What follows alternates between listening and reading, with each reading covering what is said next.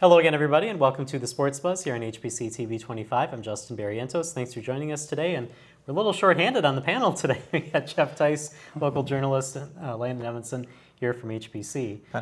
This is the way I like it. That's right. More time for me to talk.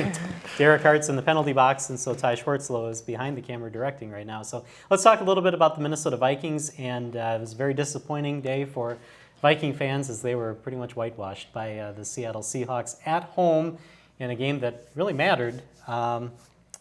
Is it as easy enough to say that it was Teddy Bridgewater's fault or bad offensive play calling or injuries to defense?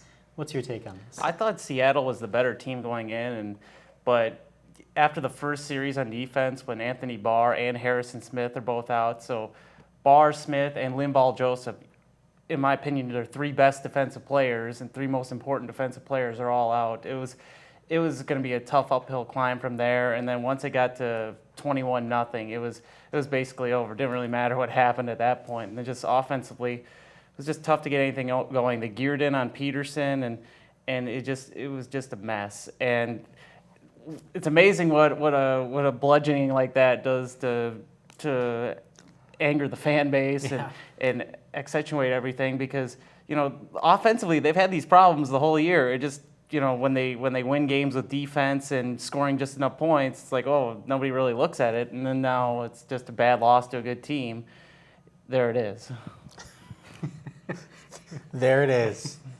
I think probably the most entertaining thing for me was just hearing Paul Allen's call on radio. Yeah. And he was just dead inside. And even like the Doug Baldwin touchdown passes, Wilson back to pass, and he hits Baldwin down the middle. He'll run it into the end zone, a 53-yard touchdown for the Seahawks, and they lead the Vikings 20-0. He was just dead inside, and that was entertaining. I really don't like Paul Allen. I think more than anything, when these kind of games happen and whatnot, you really are able to separate the fans who are giving an honest take and the fans who just want to turn things into what they're not. The Vikings, yes, they could win this division, and they're on their way up. But when you look at what the team is this season, there are weaknesses there, and there are things they need to address. The offensive line is a problem. You talked about the defensive injuries they have. This has been a good defensive football team, but you have those kind of injuries. It's hard to, recover from that, particularly when you're talking about a team like the Seahawks, who have been playing better offensively lately. Russell Wilson's not going to make a lot of mistakes. They're still able to run the ball very effectively. I just think you look at Teddy Bridgewater, and it's to a certain extent, it's problematic at this point. Yes, I think Bridgewater can be a good quarterback in the NFL. I don't think he can be a great quarterback, but you look at it, there are throws that he needs to make that he's just incapable of. Even when you're talking about throwing the ball down the field, even if you want to get past that, it's just his simple routes, and he's not able to hit people when they're open. Even if you can't even hit short to intermediary routes, you're not going to be able to be effective but as a quarterback. There seems to be problems beyond that, and I don't know what it is. This is an offense that should score more than 0 points, even against the Seahawks. Is it the fact that Norv Turner isn't calling a good game? Is it that Bridgewater isn't allowed to audible or check down? Because basically what the Seahawks were doing on offense was stacking the box against Peterson and allowing one-on-ones on Stephon Diggs and other players. Norv Turner is a problem. Norv Turner is a problem. I think that they have some talent there. Norv Turner, I think sometimes people get reputations for being certain things. When he was in San Diego and the offensive weaponry that team had, a freaking monkey is going to be able to make the Chargers look like a competent offense. I have a feeling someone's going to jump across and strangle you. And you can sit over there and get upset all you want. This guy, with the talent that the Vikings have, he won't open it up. He won't make adjustments. They've stayed the same all year long. They will not do anything to alter how they're playing. And you cannot just run the entire offense through Adrian Peterson. When you have a defense that's setting up basically 9 people on the line of scrimmage, taunting you to throw the ball further than 7.5 feet. And the Vikings couldn't do it. And the fact that you have Mike Wallace, you have Stephon Diggs, you can throw the ball down the field, and they won't do it. Am I wrong here? No, you're not wrong. I have my opinions on this. I'll save it. We're waiting for the oven mitts here. But, right, that's later. Moving on. All right, well, we're going to have to move on here to the Green Bay Packers and talk about them.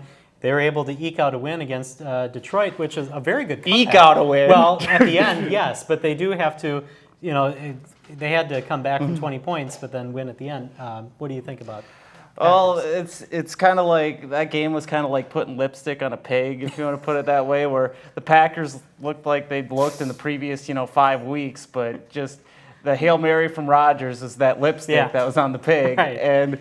and it turned the Packers season around. My thing on it was the fan reaction on social media, where it's like it went from fire everybody, this team's a joke, to hey, we could maybe get the 2 seed in the playoffs. It's just classic Packer fan reaction, but Rodgers played great in that game, and he was the reason they won. He had a great second half and led him back, and it was just a season-saving performance from him. Little derail right there. Sorry. I've said it before and I'll say it again. It's not just Packer fans, so anyone who wants to act like that. Fans in general are stupid. And I just say that because agreed. Fans are incapable of giving an honest take that does not have something to do with a bias they have or what they want to see their team do.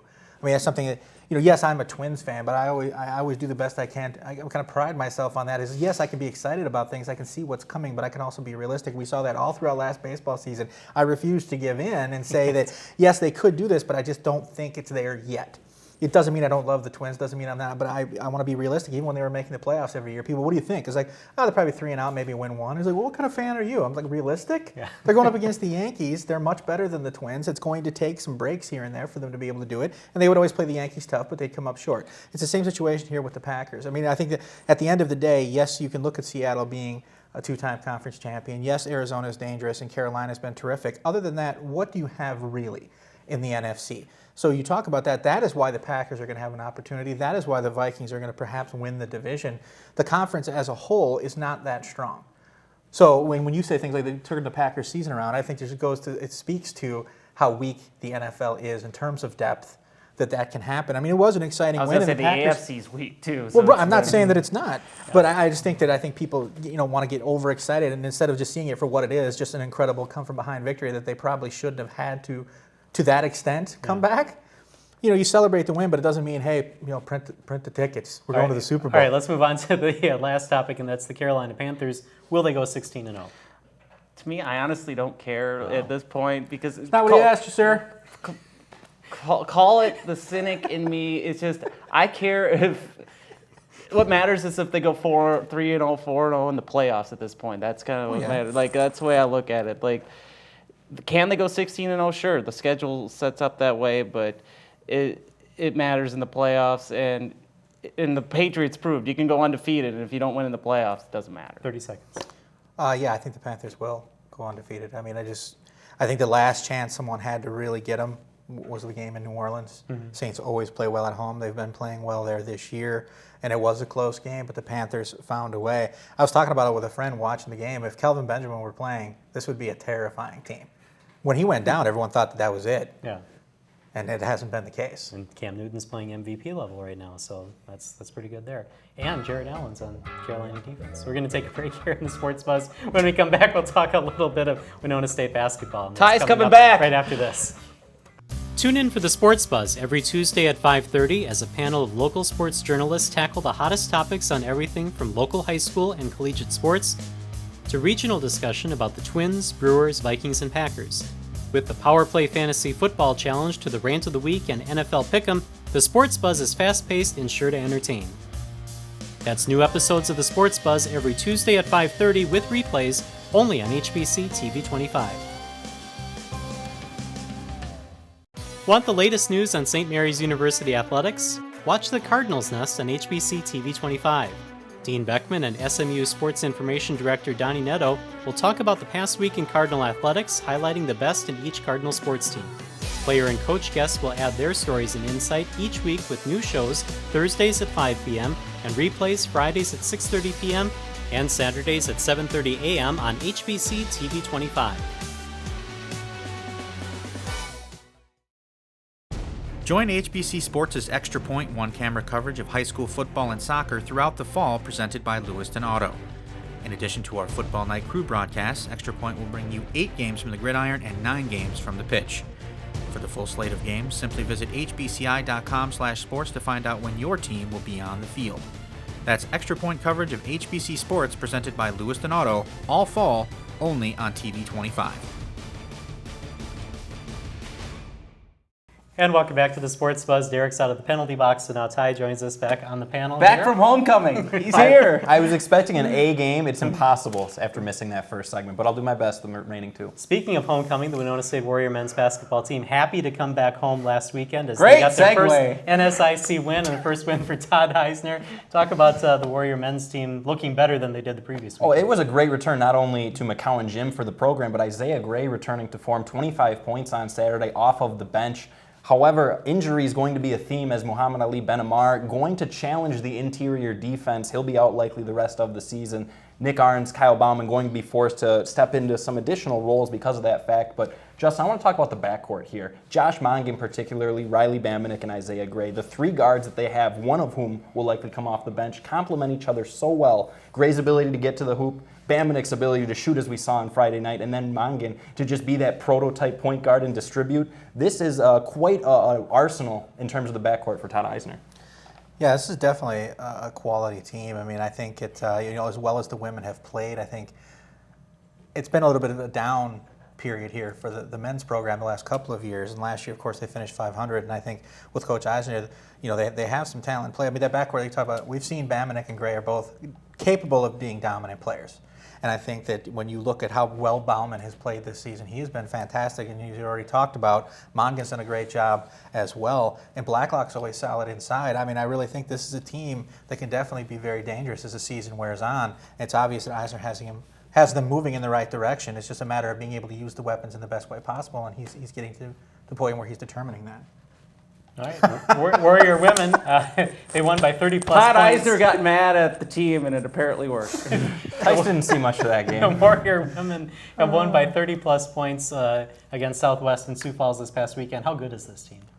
The best that I have seen, but let's give it a little bit more context than that. 10-0 start certainly provides a good indication of how well they're playing, but the scoring margin, almost 30 points, unbelievable, but the depth of this bench is really what I want to talk about. McKenna Panning really came on and late in the game showed that she's ready for the NSIC spotlight. Jenny Wieland has done just that throughout some injuries in the non-conference season, but you look at the top, that's where you've got to start with this team. Tara Roloffs, Alexis Foley, with their defensive abilities combined with their scoring abilities, really making it difficult on NSIC opponents, and that's why you're seeing the blowouts. The top scoring options have very little room to work and operate, and we saw that with Taylor Varsho of USF on Saturday. Yeah, you guys know that I've been talking about this for a week, 10 days, maybe a little longer than that. This is a Final Four team. I mean, whether or not they get to that point or not, they are a Final Four capable team. And they're incredibly deep, incredibly talented. A lot of times you'll see teams that can score, play good defense, but it's more about the perimeter players. The fact that they have Kayla Timmerman and Hannah McGlone down low, it just makes them very dangerous. And we'll have it coming up here for you soon, but with the Warriors fast break, Coach Ballard came in, and I was just joking with him. I said, hey, you going to let anybody play within 20 points here? You going to throw somebody a bone this year? And he looked right at me, deadpan, and said, the game is always tied when it starts. And then he took his seat. That's all you need to know. That's all you need to know about this club. And even the players, when they will come in, I mean, they're astonished. They cannot. They said this is the best team they've ever played on, and it's only going to get better. Who will lose first, the Warriors or the Golden State Warriors? I think it's the Golden State Warriors. For Winona State, I'm not predicting a loss. USF, an undefeated team, they've shown they're going to have to be defeated, and every single individual player has shown a little bit of growth. And Hannah McGlone this weekend, we had a feature on her outside game. She's starting to spread the floor a little bit, and after last season's with her doing the dirty work down low, just an example of how this team is getting better.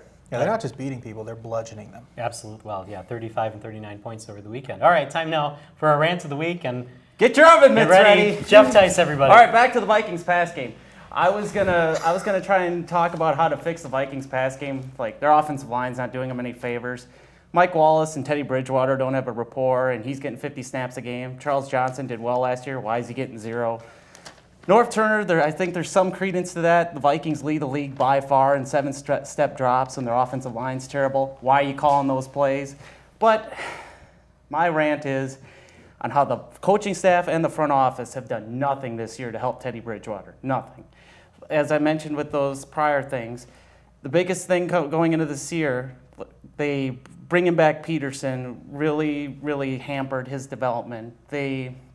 Last year, down the stretch, when he played really well and was one of the better quarterbacks in the league, the offense was tailored to him. They made him take risks. It's like the offense went as he went because the receivers were meh. They had an average offensive line and the running backs weren't good. So they went as Bridgewater went. And then they brought Peterson back this year, and they tried to make it work. And that San Francisco debacle, they were in pistol and shotgun most of that game, but Peterson's useless in that, so It's like they had to tailor the offense to Peterson, and they basically told Bridgewater, we're going to lean on the defense, we're going to lean on Peterson, you don't screw it up. They basically treated him like Ponder or Brooks Bollinger or T-Jack or... Here's the difference. I'm not done yet. I'll get to it. I'm not finished. And so they treated him like that, and they kind of sold their souls a little bit, bring back Peterson and maybe win a couple more games, but they hurt Bridgewater's development. And here's the hot take: I don't think they should have brought Peterson back because it really they maybe be under 500 right now, but he'd be a little But the thing is, if they're not going to win the Super Bowl, I don't care if they make the playoffs. That's the thing. And Bridgewater's a question mark going into next year, and if Peterson's still around, you're never going to figure out what Bridgewater is because they have to cater to Peterson because he can't play in the shotgun, he can't play in the pass game, he can't pass protect.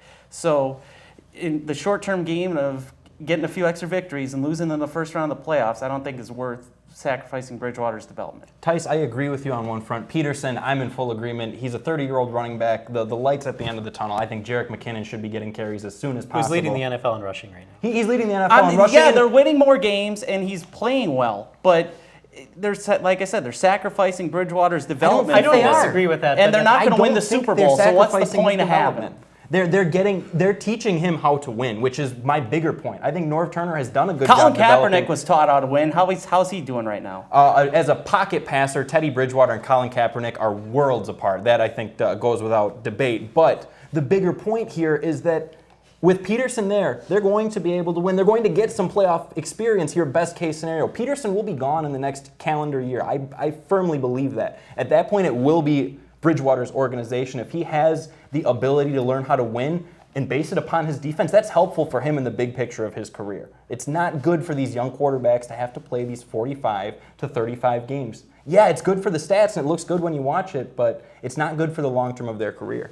Love the passion. Love the passion. I don't know. I mean, like I said, you look at Roethlisberger going to a Super Bowl very early in his career. You look at Andrew Luck. It just depends on the situation. I don't think there's anything bad about playing high-scoring games and having to win duels with another quarterback or another offense. That's also good. I think the biggest problem here is that Norv Turner's play calling, and I've heard many, many Vikings fans talk about this. They're just curious about the way he's going about his business. Like you said, there's certain things that don't work, and they keep using it. They're not making adjustments. I think the most important thing here is the Vikings need to upgrade their offensive line. The only time Teddy Bridgewater is ever going to have a real opportunity is when he's not getting hit in the chest every time he looks up to throw the football. And I just got to get this in here. I really think that you can have Adrian Peterson and Teddy Bridgewater coexist because Dallas did it for years in the 90s when they had Emmitt Smith and they had Michael Irvin and they had everybody there. It was a different league. I'm just going to press pause on comparing anything to Troy Aikman and Emmitt Smith. I can't argue this without going over, so I'll just... Okay, well, we're going to take a break. Maybe we'll come back to it at the end of the pick segment. We're going to be back on the Sports Buzz right after this. Get an inside look at the Winona State basketball program with Warriors Fast Break on TV 25, brought to you by Jefferson Pub and Grill. Host Justin Barrientos sits down with the Warriors head coaches each week to break down last week's game and to look ahead at WSU's next opponent, as well as chat with Winona State players. Tune in at 4:30 p.m. on Thursdays, 6 p.m. on Fridays, 7 a.m. on Saturdays, and before every Warrior home game for Warriors Fast Break on HBC, brought to you by Jefferson Pub and Grill. We chose HBC because they're a local company. They have a big audience in Winona, which is the geographic group that we're looking for. Mel is very easy to work with. She's genuinely concerned about how our money is being spent, and she does everything she can to make sure we get the most for our money. She takes care of us. So whenever there's a problem, which is rarely, I know that I can go to her and she's going to take care of it. To see how HBC advertising can help your company, call Melanie at 507-474-5802.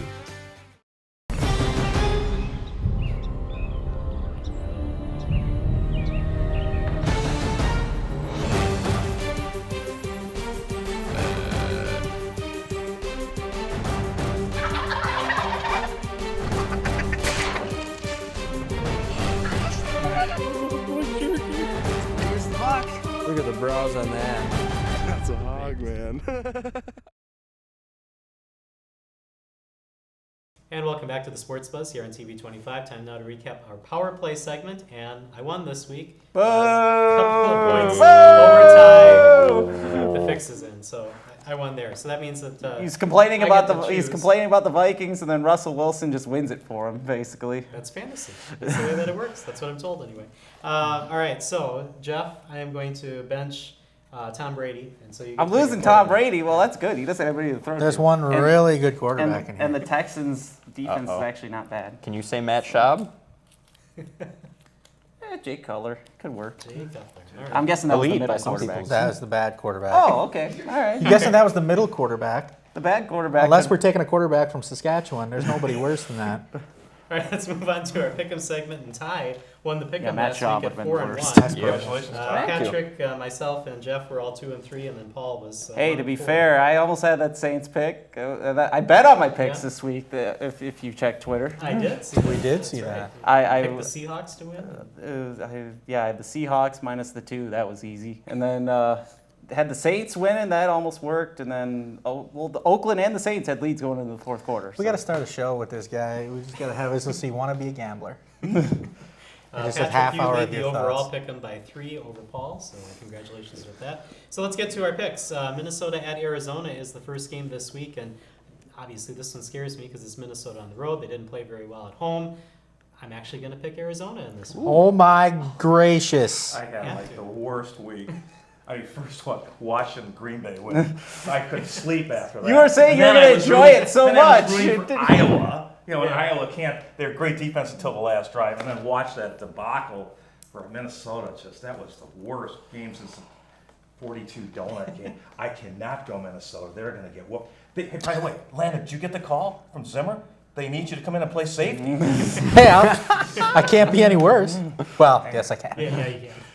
I mean, for me, I thought it was great entertainment on Sunday. I mean, I even left my house and turned the game on the radio. But nonetheless, I think the Vikings are in a dire situation right now. Short week of rest. Linval Joseph, Harrison Smith, as well as Anthony Barr, all recovering from injuries. This has got blowout written all What's over the it, all headline? over 5 TDs.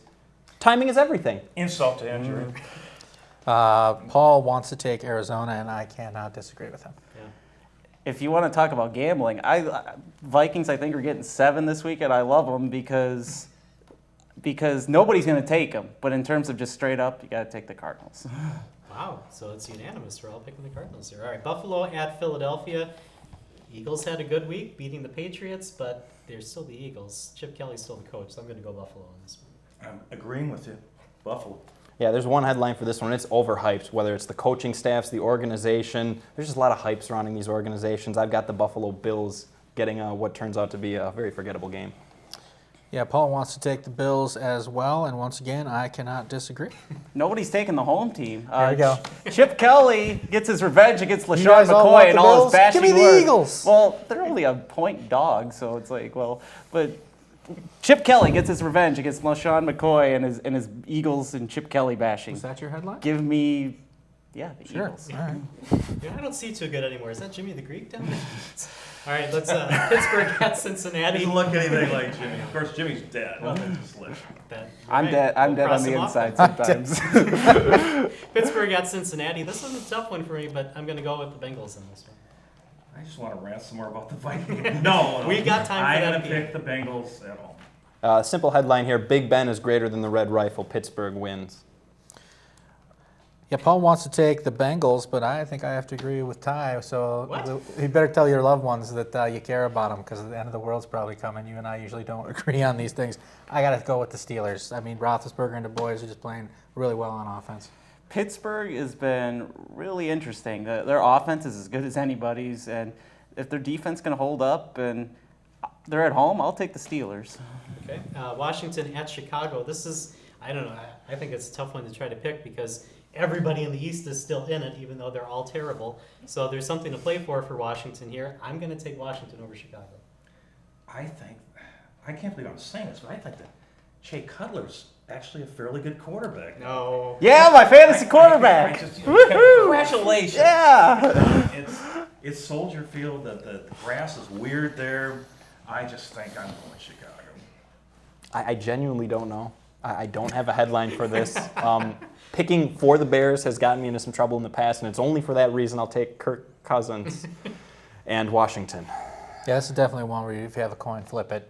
I'm only going to pick the Bears just because it's in Chicago and Washington struggled on the road, and Paul's going to take the Bears as well.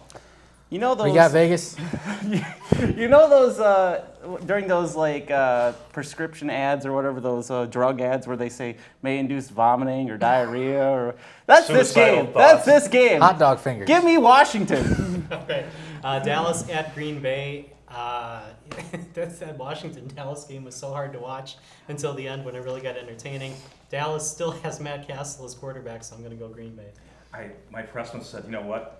I was wishing that we had Matt Castle back. You know, I'm like, what? No. The world is ending. No. I can't go against Green Bay at home. Simple headline here, no Romo, no problem. Although the thought of Des Bryant getting some revenge after that playoff game, a little frightening from a Packers fan perspective. Take the points for Dallas, but take Green Bay overall. I like that.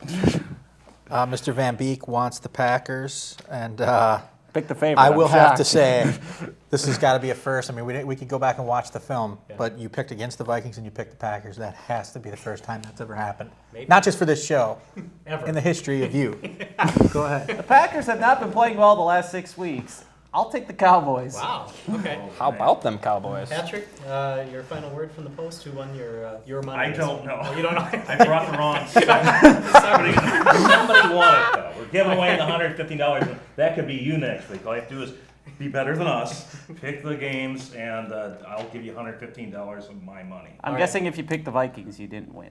We got about 3 minutes that we can kind of still talk. Gophers! I wanna get- Oh, no. You want to go Gophers? You want to go Vikings? Because either Okay, one let's is go the best Vikings. player. Patrick wants to talk about the Vikings. All right, so let's start it out by saying I think that Adrian Peterson can coexist in an offense where Teddy Bridgewater is going to be able to pass down the field. It doesn't have to be one or the other. I really don't think so. Bridgewater's not great under center. He had his success last year mainly when the offense was tailored to his capabilities, which was the quick But this passing. season he's gotta run for his life. Was So the I quick don't- passing? Well, quick passing out of the shotgun That'll and help. the pistol, where couple step drop and an easy pass, or just running out of there. Peterson can't do that, and their passing game for that is passing out from under center is not great. Well, and everybody says he doesn't have enough time to pass. Okay, so that's because he holds the ball so long. I mean, he's back there. He's afraid to pass. He's pump faking. He's going 6 seconds. I mean, 6 seconds is an eternity behind there. And I will say this again, and I've said it before, and I've said it in my column. The worst thing that Get the happened to oven mitts! Vikings was drafting Adrian Peterson. We set our I'm on offense- fire! Our offense Help is me! bent in the Stone Age. too hot! Okay, let's go to the beer tea. All right. I agree fire. with you, It's too Patrick. hot. I know Tasha Toombs behind the camera doesn't want to hear it, but Adrian Peterson, while some great memories, I don't think it was a good thing overall for the Vikings organization. I really don't. I agree with you. Plus, he just threw the coaches under the bus. We were Yeah, out he coached. did- Way to we go, were out-coached. Adrian. Well, I don't think you can argue that. Yeah, I mean, you're not it's supposed to clear. say it. If you're Adrian Peterson, To be that's fair, true. Peterson- He's been in the league for almost a decade. You got to be smarter than that to call out the coaching You staff. lose 35-7 at home. There's you're a gonna time and a be place. In frustrated front of the when media you're is in- not that having place. 8 wins 18 coming in. yards. Okay. Well, he had 8 carries. And I looked think. horrible doing it. Yeah. you know. Okay. They should have flipped the switch on Peterson. Pun Let's just be intended. glad they didn't go to Seattle. Could have been much, much All worse. right. Quick wrap up. The Gophers get a bowl with 5 wins. Speaking of Unbelievable. dumpster fires, holy moly! What did the Gophers this year to do to deserve a bowl bid? They beat 5 crappy teams. Like Texas went 4-8, but they beat Baylor and Oklahoma. They have a better bowl resume than the Gophers. Jeez. Plus, the Gophers are smart.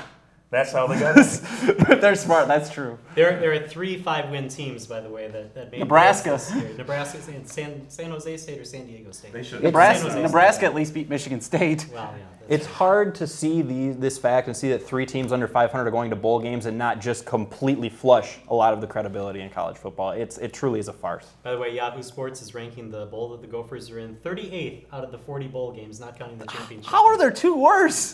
There are 2 worse, believe me. San Jose State, San that's Jose how. State's the worst one. San Jose State. Who Yeah, are they I can't against? remember who they play. It's someone really. Their second best win was against FCS New Hampshire. Yeah, Chip Kelly's right. old school, not the Ducks though. All right, we're out of time for this week. Thanks for joining us in the Sports Buzz. See you next week. Stay classy.